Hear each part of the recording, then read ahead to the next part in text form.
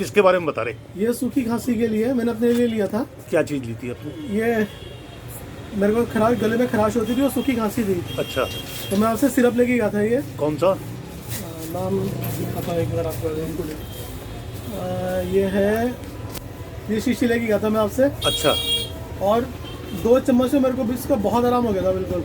अच्छा, अब मैं किसी और के लिए लेके जा रहा हूँ जो बहुत ज़्यादा परेशान है। मतलब आपकी खांसी ठीक हो गई, अब आप नहीं, किसी और को बता रहे? बिल्कुल 100% बिल्कुल ठीक हो गई थी। अब किसी और के लिए मैं लेके जा रहा हूँ, बहुत परेशान है, उनके लिए लेके जा रहा हूँ मैं।